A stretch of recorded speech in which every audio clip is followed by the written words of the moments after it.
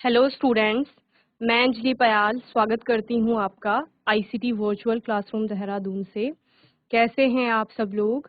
उम्मीद करती हूं आप सब लोग अच्छे होंगे और अपनी लाइफ में बहुत बेहतर कुछ कर रहे होंगे। तो बच्चों, मैं आप सभी को हार्दिक शुभकामनाएं देती हूं कि आप लोग 10th क्लास में आए हैं 9th को पास करके, और आपको बहुत अच्छे से यहाँ पर मेहनत करनी है 10th क्लास में, चूँकि आपका बोर्ड एग्जामिनेशन भी यहाँ पर होता है। तो 2023 और 24 के सत्र में हम यहाँ पर मैं आपको विज्ञान पढ़ाऊंगी, और विज्ञान में केमिस्ट्री के जो रसायन विज्ञान के जो चैप्टर्स हैं आपके, वो हम पढ़ेंगे। ओके, तो यहाँ पर अभी तक आपने जैसे केमिस्ट्री में आपने 9th में भी कुछ चैप्टर देखे थे, तो उसके आगे आपके कुछ अलग अलग चैप्टर्स यहाँ पर आएंगे, उनके बारे में हम बात करेंगे। ठीक है, आज के सेशन में हम इंट्रोडक्शन लेके चलेंगे, जिसमें हम सिलेबस, कंटेंट, क्या क्या चैप्टर्स आपके आने वाले हैं, साइंस क्या है, और हम जब केमिस्ट्री की बात कर रहे हैं यानी कि रसायन विज्ञान की, तो रसायन क्या होता है उसकी बात करेंगे। ठीक है, तो पूरे कंटेंट को, सिलेबस को हम आज के सेशन में देखने वाले हैं, जो आपका इंट्रोडक्शन होगा साइंस का। ओके, तो आइए चलते हैं स्मार्ट बोर्ड की ओर। तो बच्चों, क्लास 10th में साइंस में हमारा जो ब्रांच है साइंस की, केमिस्ट्री, रसायन विज्ञान, उसका इंट्रोडक्शन हम आज के सेशन में देख रहे हैं। तो सबसे पहले साइंस क्या है यानी कि विज्ञान क्या होता है उसके बारे में बात करेंगे। So science, a system of knowledge about the physical, chemical and biological universe and the thing that occur in it is called science. तो विज्ञान क्या है? किसी भी चीज के बारे में, जैसे आपको विज्ञान, विज्ञान यानी किसी चीज का ज्ञान। ओके, ज्ञान शब्द आ रहा है यानी उस बारे में आपको जानकारी इकट्ठी करनी है। अब वो कोई भी चीज हो सकती है, आपकी लिविंग थिंग हो सकती है, नॉन लिविंग थिंग हो सकती है। और जानकारी आपकी किस प्रकार से होगी बच्चे? वो फिजिकल प्रॉपर्टीज हो सकती हैं, यानी कि आपको देखने में वो वस्तु कैसे लग रही है। इसके अलावा केमिकल प्रॉपर्टीज हो सकती हैं, वो वस्तु को आप किसी और वस्तु के साथ मिला करके देख रहे हो तो क्या हो रहा है उसकी बात आप कर रहे हो, अगर वहां पर कोई केमिकल आप यूज कर रहे हो, या आप क्या कह रहे हैं कि केमिकल प्रॉपर्टीज। ठीक है, यानी कि रासायनिक गुण, किस प्रकार से पदार्थ आपका बदल रहा है उसकी बात करेंगे। बायोलॉजिकल यूनिवर्स, इसके अलावा चूंकि हम जीव जगत की बात भी यहाँ पर करते हैं, हम मनुष्यों की बात करेंगे, अन्य जानवरों की बात करेंगे, या फिर आप पेड़ पौधों की बात करेंगे। तो जो भी आपका जैविक जगत में, ठीक है, आएगा, उन सभी के बारे में आपको पढ़ना है साइंस के अंतर्गत। ठीक है, तो किसी भी वस्तु के आपके भौतिक गुण, उसके रासायनिक गुण, उसके अगर वो बायोलॉजी के अंतर्गत आता है यानी कि जीव जगत के अंदर आता है, उसके बारे में हम यहाँ पर स्टडी करने वाले हैं। It is an objective observation that explain the basic rule of nature. ठीक है, ये हमें क्या बताता है? बेसिक रूल्स बताता है नेचर के। अभी तक आप कह रहे थे कि हम खाना खा रहे हैं, खाना खाते हुए जैसे आपने खाने को चबाया है, पहले आपने मुंह में रखा, फिर आपने चबाया, फिर आपने कहा कि हम उसको खाने को निगला है, फिर वो नीचे आपके स्टमक तक गया है। तो इसके बीच में क्या क्या प्रोसेस हो रहा है? एक्चुअली ये नेचुरल है, सब कुछ प्राकृतिक रूप से ये सारी घटनाएं हो रही है। खाना हम भी खा रहे हैं, खाना आपका अन्य प्राणी भी खा रहे हैं, लेकिन उसके पीछे कोई ना कोई नियम है, कोई ना कोई रूल है, कुछ ना कुछ सिस्टम है जो काम कर रहा है, वो हम यहाँ विज्ञान के अंतर्गत पढ़ेंगे। इसके अलावा आपने कोई वस्तु देखी, आपके सामने ये स्क्रीन चल रही है, ठीक है, तो ये स्क्रीन जो बनी हुई है, ये ग्लास से बनी हुई हो सकती है, प्लास्टिक से बनी हुई हो सकती है। ठीक है, तो वो प्लास्टिक के, ग्लास के कुछ ना कुछ गुण होंगे। क्यों आप कह रहे हैं कि हमने स्क्रीन में ग्लास का ही यूज किया है? क्यों आप कह रहे हो कि हमने जो इस पे वायर लगी हुई हैं उनके बाहर आपने आउटर कवरिंग प्लास्टिक की हुई है? वो प्लास्टिक का टाइप हो सकता है कोई भी, तो उनके कुछ ना कुछ गुण होंगे ना, जिसके लिए आपने उसको यूज किया है। आपने कहा हमने कांच का प्रयोग इसलिए किया कि ट्रांसपेरेंट होना चाहिए, हमें दिखना चाहिए यार पर। ओके, आपने कहा अगर वायर के बाहर प्लास्टिक की आउटर कवरिंग है तो वो इसलिए है क्योंकि उसके अंदर करंट फ्लो कर रहा है, तो वो करंट बाहर ना आए, क्योंकि वो कैसा है, प्लास्टिक कुचालक होने वाला है। तो ये सारे गुण हैं, ये वस्तु के अंतर्गत आप देख रहे हो उनको। ठीक है, तो इनको आप यहाँ पर स्टडी करोगे। इसके अलावा आप देख रहे हो कि किस प्रकार से करंट फ्लो कर रहा है। तो करंट है क्या? अगर आप कह रहे हो कि तार में विद्युत धारा प्रवाहित हो रही है, विद्युत धारा बह रही है, इलेक्ट्रिसिटी वहां पर है, बिजली है, तो बिजली का उत्पादन किस प्रकार से हो रहा है?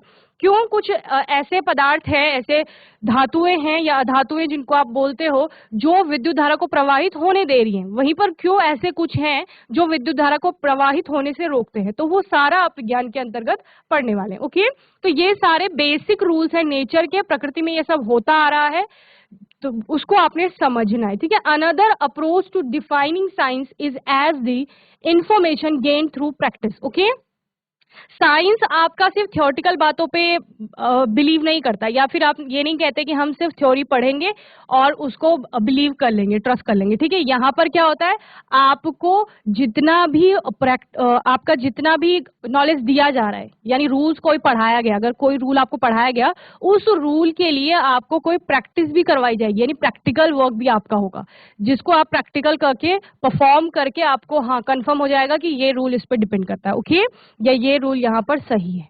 तो इस प्रकार से हम साइंस को थ्योरी के साथ साथ और प्रैक्टिस के साथ साथ पढ़ते हैं। The three primary division of science. अब हमने क्लासिफिकेशन पढ़ा है छोटी क्लासों में कि वर्गीकरण क्यों आवश्यक है। तो किसी भी चीज को बहुत अच्छे से स्टडी करने के लिए बायोलॉजी, कोई भी चीज के बारे में हमें पढ़ना होता है अगर, तो उसके लिए क्लासिफिकेशन आवश्यक है, ठीक है। जैसे हम साइंस को पढ़ रहे हैं, तो अभी हमारे साइंस की ब्रांचेस होने वाली हैं अलग अलग, ठीक है, शाखाएं। हम साइंस का वर्गीकरण करेंगे और किस आधार पे करेंगे कि जो एक समान चैप्टर्स आ रहे हैं, एक जैसा कंटेंट है जो एक चीज से रिलेट करता है, उसको एक ब्रांच पे रखेंगे, दूसरे को अलग ब्रांच पे रखेंगे, ठीक है। तो इस प्रकार से आपकी साइंस की बहुत सारी ब्रांचेस होती हैं जब आप इसको अलग अलग तरह से हायर क्लासेस में पढ़ते हैं। लेकिन यहाँ पर आप मुख्य रूप से तीन ब्रांचेस की बात करते हैं, जिसमें आपका पहला आता है बायोलॉजी यानी कि जीव विज्ञान, दूसरा आता है आपका केमिस्ट्री यानी कि रसायन विज्ञान, और तीसरा आपका आता है फिजिक्स यानी कि भौतिक विज्ञान, ठीक है। तो बच्चे यहाँ पर आप तीन तरह से साइंस का क्लासिफिकेशन देखते हैं, क्लासिफाई करते हैं उसको, या तीन ब्रांचेस ऑफ साइंस की देखते हैं। और इस प्रकार से तो विज्ञान क्या है, विज्ञान दो शब्द वी और ज्ञान से मिलकर बना है, जिसका अर्थ है विशिष्ट ज्ञान। हमने क्या बोला, किसी भी चीज के बारे में आपको नॉलेज चाहिए तो वो विशिष्ट होनी चाहिए, ठीक है। इससे साफ पता चलता है कि विज्ञान की अवधारणा विशेष ज्ञान से, ज्ञान तो आप हर चीज से ले रहे हो ना, सारे सब्जेक्ट आपको ज्ञान ही दे रहे हैं, लेकिन ये विशेष ज्ञान बता रहा है, जैसा कि इसका को नाम दिया गया है विज्ञान, तो उससे, ठीक है। अब विज्ञान, अब आप बोलते हो कि विज्ञान में सिर्फ यही वाला विज्ञान नहीं आता है जिसमें आप बायोलॉजी फिजिक्स केमिस्ट्री पढ़ रहे हो। विज्ञान आपका सामाजिक विज्ञान भी होता है ना, जिसमें आप सोशल स्टडी करते हो, आप इको पढ़ते हैं, उसमें हिस्ट्री पढ़ते हैं, पॉलिटिकल साइंस पढ़ते हैं, ठीक है। तो इस प्रकार से वो आपका सामाजिक विज्ञान हो गया।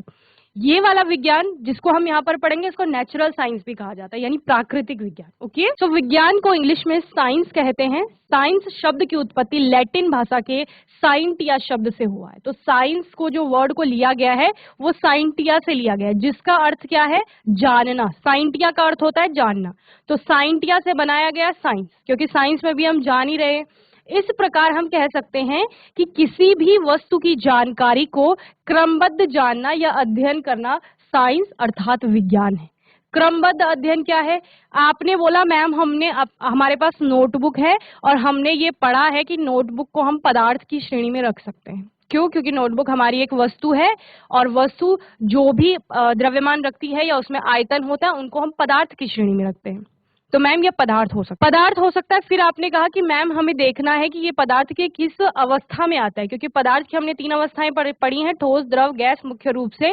तो ये इन तीनों में कहाँ लाई करता है, या कहाँ पर ये पाया जाएगा, या कौन सी अवस्था में ये है। तो आपने कहा इसका आकार भी निश्चित है, क्योंकि ये नोटबुक अभी मैंने कुछ दिन पहले खरीदी थी, और उसके बाद कितने दिन हो गए अभी तक ये ऐसी है। मैं घर जाता हूँ, घर से बैग में रखता हूँ, फिर स्कूल लाता हूँ, स्कूल में बैग से बाहर टेबल पे रखता हूँ, इसका आकार वही बना हुआ है, इसका आयतन भी सेम है। मैं इतने दिनों से इसे यूज कर रहा हूँ, लेकिन ये बैग में उतना ही स्थान घेरती है जितना ये टेबल में रखने पर, या फिर मैं शेल्फ में से रखता हूँ वहां पर भी इतनी आयतन ग्रहण करती है। यानी कि इसका आकार भी निश्चित है, आयतन भी निश्चित है, इसका मास भी, द्रव्यमान भी इसका निश्चित है। जब मैं इसको उठाता हूं तो मुझे इसके भार में किसी भी प्रकार का परिवर्तन देखने को नहीं मिलता है।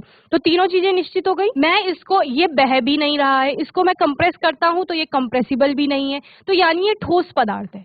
तो आप क्रमबद्ध अध्ययन कर रहे हैं। पहले आपने बोला ये नोटबुक है, ये एक वस्तु है, फिर आपने बोला ये पदार्थ है, फिर आपने ये कहा कि ये पदार्थ में ठोस पदार्थ की कैटेगरी में आ रहा है। तो इस तरह से आप क्रमबद्ध अध्ययन करते जा रहे हैं, ओके। सो प्राकृतिक विज्ञान को मुख्य रूप से तीन भागों में वर्गीकृत किया जाता है यहाँ पर, जो कि क्या क्या है, जीव विज्ञान, रसायन विज्ञान और भौतिक विज्ञान। तो ये आपका साइंस हो गई पूरी, ओके। तो यहाँ पर अगर चैप्टर्स की बात करें साइंस में, हम देख लेते हैं कि कौन कौन से चैप्टर आपके साइंस के अंतर्गत आने वाले। टोटल आपके 16 चैप्टर आएंगे बच्चे, यहाँ पर 16 अध्याय पढ़ेंगे आप लोग।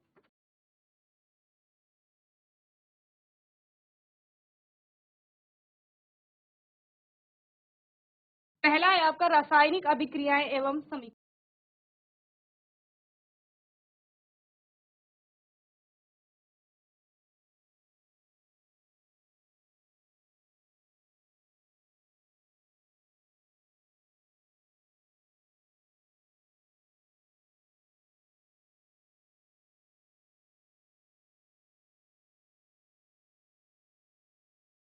दूसरा है आपका अम्ल, क्षारक एवं लवण।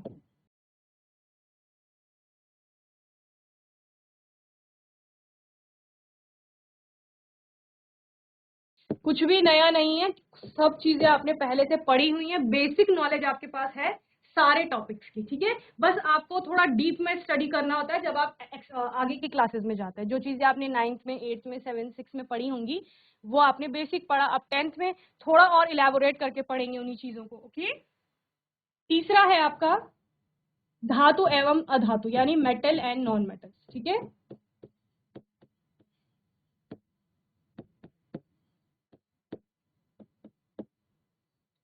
चौथा चैप्टर है कार्बन एवं उसके यौगिक।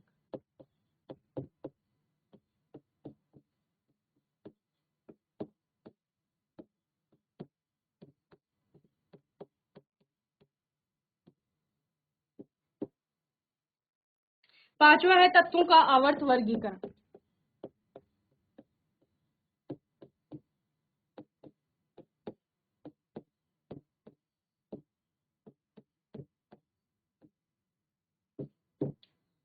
छठा चैप्टर है आपका जैव प्रक्रम।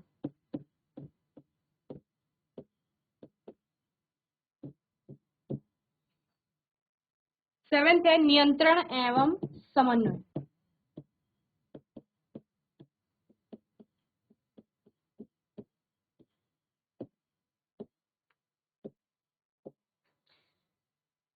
आठवां चैप्टर है जीव जनन कैसे करते हैं।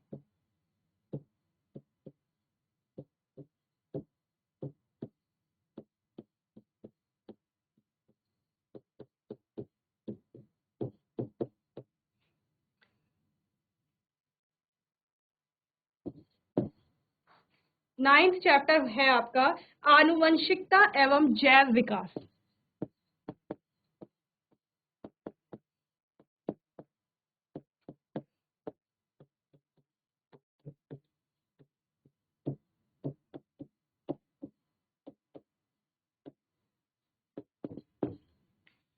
टेंथ है आपका प्रकाश परावर्तन तथा अपवर्तन।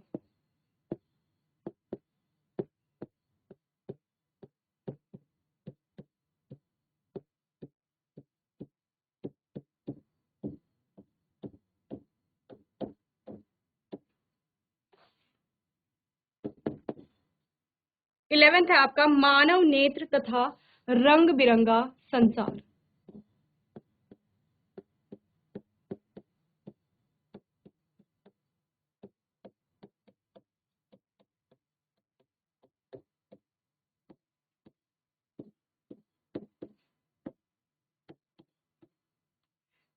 12th चैप्टर है आपका विद्युत।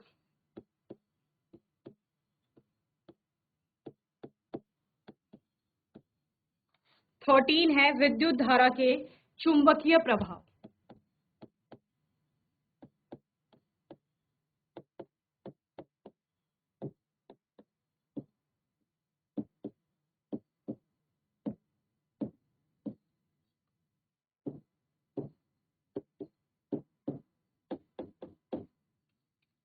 14 है आपका ऊर्जा के स्रोत।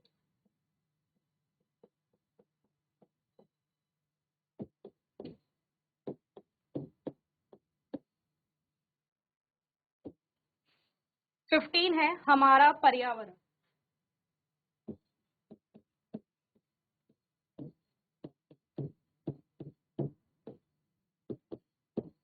और 16th चैप्टर है प्राकृतिक संसाधनों का संपोषित प्रबंधन।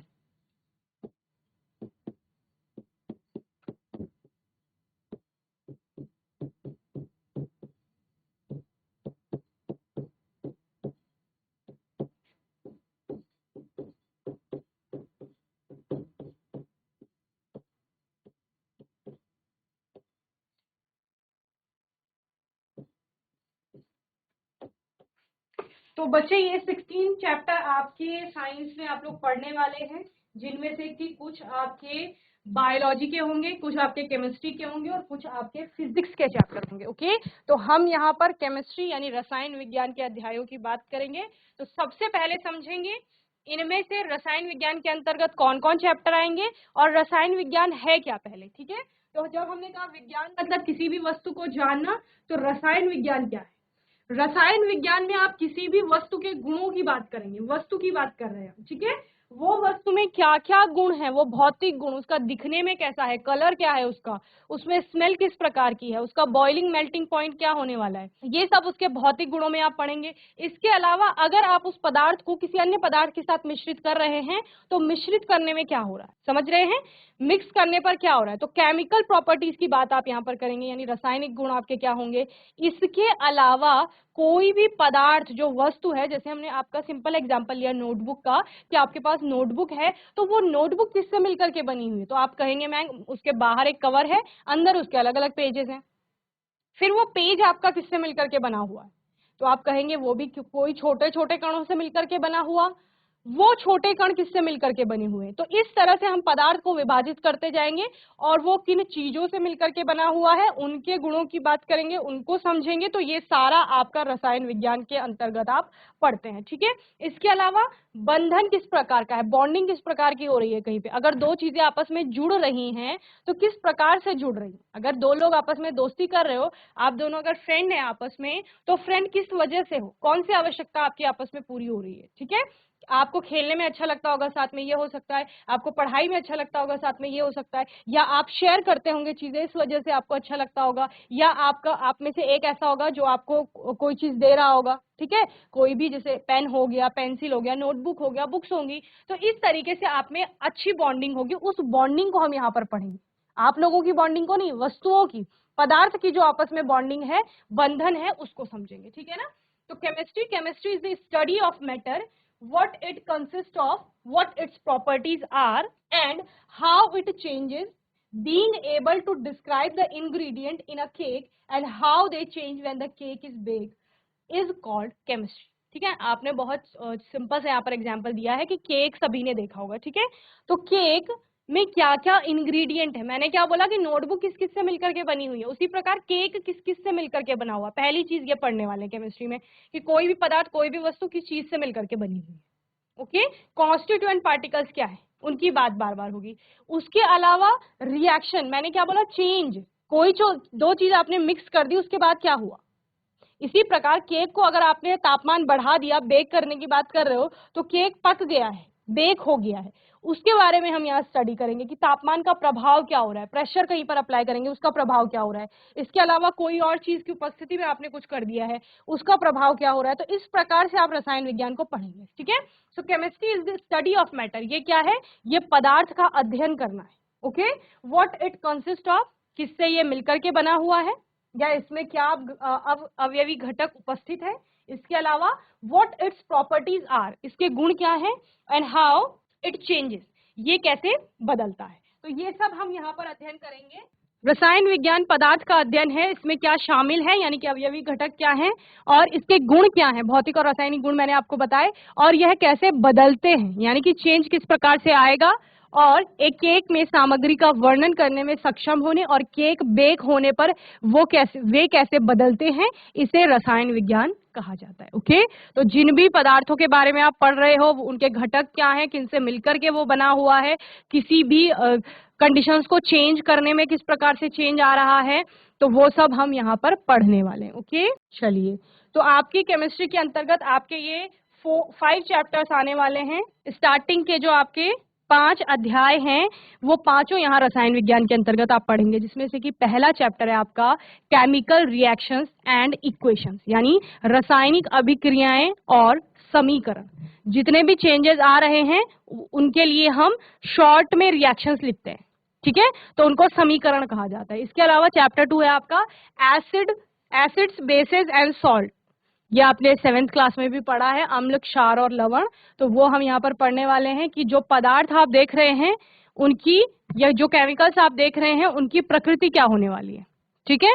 इसके अलावा थर्ड है आपका मेटल्स एंड नॉन मेटल्स, आप तत्व की बात करते हैं कि तत्व है कोई चीज, तो वो तत्व को हम क्लासिफाई करेंगे यहाँ धातु, अधातु और एक और सब टाइप क्लास आएगी आपकी उपधातु की, ठीक है। चैप्टर 4 है आपका कार्बन एंड इट्स कंपाउंड्स, सभी वस्तुएं अगर कार्बन से मिलकर के बनी हुई हैं तो वो कार्बन की गुणों की बात करेंगे कि कार्बन में क्या विशेष गुण है ऐसा कि वो सभी जगह विद्यमान है। इसके अलावा बहुत सारी संख्या में यौगिक बना रहा है, यानी जुड़ रहा है, लोगों से दोस्ती कर रहा है और दोस्ती करके कंपाउंड बना रहा है। ठीक है, उसके बारे में पढ़ेंगे।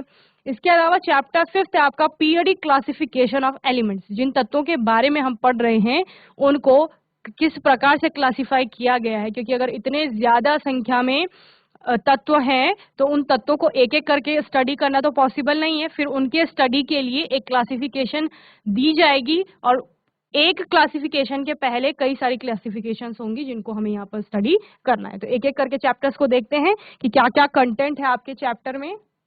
सो chapter 1 chemical reactions and equation, यानी रासायनिक अभिक्रियाएं और समीकरण। यहाँ पर आपको एक सिस्टम लगा हुआ दिख रहा है जहां पर रिएक्शन दिख रही है Cu plus 4HNO3 gives CuNO3 plus NO2 and 2H2। Okay, तो इस प्रकार से अभिक्रिया हो रही है, आपको कलर भी चेंज होते हुए दिख रहा है। तो अभिक्रिया यही है, बदलाव आपको दिख रहा है। पहले आपको ग्रीन दिख रहा था, फिर आपको वहां से नाइट्रेशन में ऐसे फ्यूम्स निकलती हैं ऑरेंज कलर की, ठीक है ना, तो आपको नाइट्रेशन होते हुए वहां पर दिख रहा है। तो इस प्रकार से रासायनिक अभिक्रिया हो रही है, उसके लिए हमने समीकरण लिखा हुआ है, तो उसको समझेंगे। अभिक्रिया क्या है, समीकरण क्या है। सो इसके अंतर्गत आप केमिकल इक्वेशंस को पढ़ने वाले हैं। केमिकल इक्वेशन हो गया आपका, बैलेंस्ड केमिकल इक्वेशन क्या है, implication of a balanced chemical equation. इसके अलावा टाइप ऑफ केमिकल रिएक्शन, कितने प्रकार की रासायनिक अभिक्रियाएं होती है। सो कॉम्बिनेशन पढ़ेंगे, डिकम्पोजिशन पढ़ेंगे, displacement reaction, double displacement, precipitation, endothermic, exothermic, oxidation, reduction. Okay, तो ये सारी रासायनिक अभिक्रियाएं यहाँ पर आप पढ़ेंगे। इनमें से कुछ रासायनिक अभिक्रियाएं आपकी बहुत इंपॉर्टेंट हैं जो एग्जाम में आती ही आती हैं। ठीक है, चलिए, ये आपका पहला अध्याय हो गया। सेकेंड चैप्टर है आपका acid basis and salt. Okay, अम्ल, क्षार और लवण। Their definition in terms of furnishing of H plus and OH negative ions। आप इनकी परिभाषा पढ़ेंगे, यानी अम्ल क्या होते हैं, क्षार क्या होते हैं और लवण क्या होते हैं। इसके अलावा H plus OH negative ion के संदर्भ में समझेंगे कि किसको हम आपका अम्ल बोलेंगे, किसको क्षार बोलेंगे। ओके, इसके अलावा जनरल प्रॉपर्टीज पढ़ने वाले हैं, सामान्य गुण क्या है, एग्जाम्पल्स एंड यूजेस। ओके, उन अम्ल क्षारकों के आपके उपयोग क्या है, उदाहरण क्या है। इसके अलावा गुणों की बात होगी, साथ ही अगर अम्ल और क्षार को मिला दिया जाए फिर क्या होता है, तो न्यूट्रलाइजेशन यानी उदासीनीकरण अभिक्रिया को यहाँ पर समझेंगे। इसके अलावा कॉन्सेप्ट ऑफ पीएच स्केल, ये पीएच स्केल क्या है, defining relating to logarithm not required. Okay, definition relating to logarithm not required, तो उसकी आवश्यकता नहीं है लॉगरिदम के अकॉर्डिंग इसको डिफाइन करने की। अब लॉग क्या होता है ये आप हायर क्लासेस में पढ़ेंगे, पर आपको पीएच का कॉन्सेप्ट समझना है, सिंपल। ओके, ज्यादा डीप में नहीं जाना है, पीएच के बारे में समझना है, पीएच स्केल क्या है, किस प्रकार से अम्ल क्षार इसमें अपना पीएच स्केल पे वैल्यू शो करते हैं। Okay, so importance of pH in everyday life, daily की जो हमारी लाइफ है उसमें पीएच की वैल्यू क्या है या उसकी इंपॉर्टेंट, उसका महत्व क्या है। Preparation and uses of sodium hydroxide, bleaching powder, baking soda, washing soda and plaster of Paris. ठीक है, तो कुछ यहाँ पर आपको कंपाउंड दिए गए हैं जिनके बारे में आपने पढ़ना है। प्रिपरेशन यानी कि किस प्रकार से वो कंपाउंड बनाए जाते हैं, यूजेस यानी कि उपयोग उनके क्या क्या है, ये हम पढ़ने वाले हैं, जिसमें कि सोडियम हाइड्रोक्साइड हो गया आपका, ब्लीचिंग पाउडर हो गया, baking soda, washing soda and plaster of Paris. Okay, ये भी आपका मोस्ट इंपॉर्टेंट टॉपिक है। ओके, चलिए, थर्ड चैप्टर है आपका मेटल्स एंड नॉन मेटल।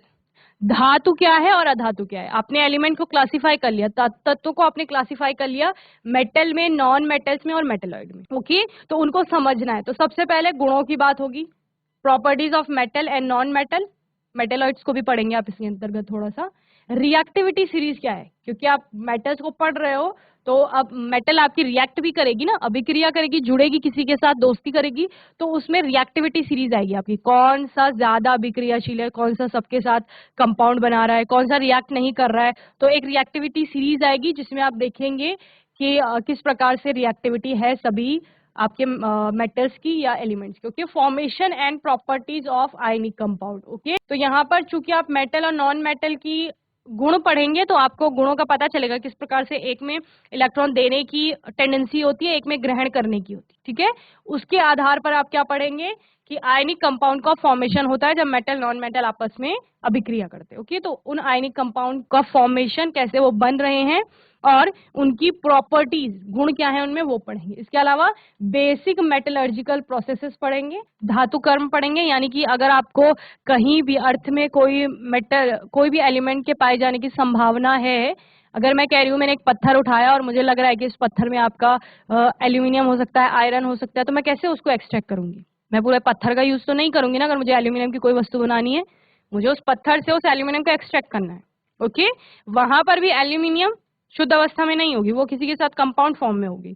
तो वो एक्सट्रैक्शन का जो प्रोसेस है, जिसको हम मेटलर्जिकल प्रोसेस कहते हैं, उसको पढ़ेंगे। इसके अलावा corrosion at its prevention. Okay, corrosion क्या है, संक्षारण क्या होता है, यानी कि कोई भी धातु है, जब उस पर जंग लग रहा है, जैसे लोहे पे जंग लगता है, तो किस प्रकार से जंग लग रहा है, जंग लगने से हम बचा कैसे सकते हैं, तो वो सारा हम यहाँ पर पढ़ने वाले। ओके, इसके अलावा आप नेक्स्ट पढ़ेंगे chapter 4, carbon and its compound. अगर सारी जो जितने भी पदार्थ है वो आपके कार्बन से मिलकर के बने हुए हैं, तो उन कार्बन की आप नेचर की बात करते हैं। So covalent bonding in carbon compound, यानी कार्बन के जो कंपाउंड बनते हैं उनमें सहसंयोजी बंध किस प्रकार से हैं। वर्सेटाइल नेचर ऑफ कार्बन, मैं कह रही हूँ कि कार्बन की ऐसी प्रकृति क्यों है कि वो सबके साथ जुड़ रहा है। ओके, होमोलोगस सीरीज, सजातीय श्रेणी। nomenclature of carbon compounds containing functional group, halogens, alcohol, ketones, aldehydes, alkenes and alkynes. ठीक है, तो आप नॉमेनक्लेचर भी सीखेंगे यहाँ पर। ओके, इसके अलावा difference between saturated hydrocarbon and unsaturated hydrocarbon, संतृप्त और असंतृप्त हाइड्रोकार्बन क्या होते हैं ये पढ़ेंगे। Chemical properties of carbon compound, carbon compounds की रासायनिक गुण क्या है, जिनमें आप combustion, oxidation, addition, substitution, reaction, इन सब की बात करने वाले हैं। ओके, तो ये सब इस चैप्टर में आने वाला है। इसके अलावा इथेनॉल और इथेनोइक एसिड, उनकी प्रॉपर्टीज और यूजेस यहाँ पर पढ़ेंगे। सोप एंड डिटर्जेंट के बारे में भी पढ़ेंगे कि ये क्या होते हैं, कैसे बनते हैं। ठीक है, और फिफ्थ आपका लास्ट चैप्टर है केमिस्ट्री का, पीरियोडिक क्लासिफिकेशन ऑफ एलिमेंट्स, यानी तत्वों का आवर्त वर्गीकरण, जहां पर आप अलग अलग तत्वों को अलग अलग क्लासिफाई करेंगे, उनके गुणों के आधार पर, उनमें क्या क्या समानताएं हैं, उनके आधार पर उनको अलग अलग वर्गों में विभाजित करेंगे और इस प्रकार से अलग अलग क्लासिफिकेशन देखेंगे जो कि अलग अलग केमिस्ट ने दी थी। क्लासिफिकेशन ऑफ एलिमेंट को समझेंगे कि तत्वों का वर्गीकरण है क्या। इसके अलावा इसमें आएगा सबसे पहले Dobereiner grouped the element into triad. Dobereiner ने जो ट्रायड में वर्गों, जितने भी आपके एलिमेंट्स है, तत्वों को विभाजित किया है, उनकी क्लासिफिकेशन देखेंगे। न्यूलैंड की क्लासिफिकेशन देखेंगे, ये सारे केमिस्ट हैं आपके। Newlands gave the law of octave, अष्टक का सिद्धांत उनका पढ़ेंगे। इसके अलावा मेंडेलीव की क्लासिफिकेशन पढ़ेंगे, मेंडेलीव ने जो वर्गीकरण दिया है तत्वों का। और लास्ट है आपका द मॉडर्न पीरियोडिक टेबल, जो कि सबसे ज्यादा इंपॉर्टेंट होने वाला है, तो इसके बारे में भी यहाँ पर पढ़ेंगे। ओके, तो ये सारा आपका कंटेंट हो गया है, इसको हम साइंस में केमिस्ट्री के अंतर्गत पढ़ने वाले हैं। आपको बहुत अच्छे से इसको एक बार देख लेना है, आपने नोट कर लिया होगा क्या क्या आप लोग पढ़ने वाले हैं। इसके अंदर आने वाले सब टॉपिक्स की भी बात करेंगे। ओके, तो बच्चों आज के इस सेशन में हमने इंट्रो देखा इस पूरे साइंस का आपका, जिसमें हमने केमिस्ट्री की बात की कि उसमें क्या क्या आपके टॉपिक्स आने वाले हैं अलग अलग चैप्टर्स के अंतर्गत, तो आपने नोट कर लिया होगा। इम्पॉर्टेंट साथ साथ जब पढ़ते जाएंगे तब आपको बताए जाएंगे कि कौन कौन से टॉपिक आपके मोस्ट इम्पॉर्टेंट होते हैं, जिनसे क्वेश्चन आते ही आते हैं। तो मैं उम्मीद करती हूँ कि आप अच्छे से अपनी स्टडी को स्टार्ट करेंगे और आने वाले सेशन से हम अपना चैप्टर 1 स्टार्ट करेंगे, तो उसको आप एक बार अच्छे से पढ़ के आ जाएंगे ताकि आपको बेसिक आइडिया रहे कि हम चैप्टर में क्या स्टार्ट करने वाले। ओके, तो तब तक के लिए आईसीटी वर्चुअल क्लासरूम से जुड़ने के लिए धन्यवाद।